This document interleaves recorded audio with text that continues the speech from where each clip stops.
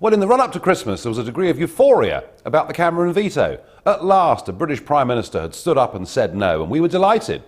The mood, of course, in Brussels and Strasbourg was rather different, and I was there in the first debate when the air was thick with retribution. Some words to our British friends.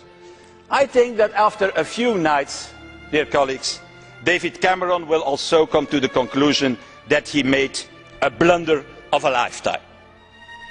If he really wanted Cameron to obtain additional guarantees for the city, he needs to be at the negotiation table. Why?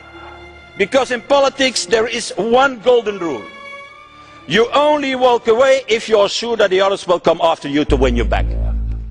We've heard the language of retribution this morning. Financial markets legislation is going to be imposed upon Britain, and we will have no influence whatsoever over any of it. Well, I tried at the time to warn that actually it left the City of London and British business even more vulnerable than before the veto, but I was laughed off. Well, here we are. It's the first week of January, and already the French and Germans have said they want to introduce a financial transaction tax by the end of 2012. Mr. Cameron may have used the veto once, but he's going to have to use the veto again and again and again.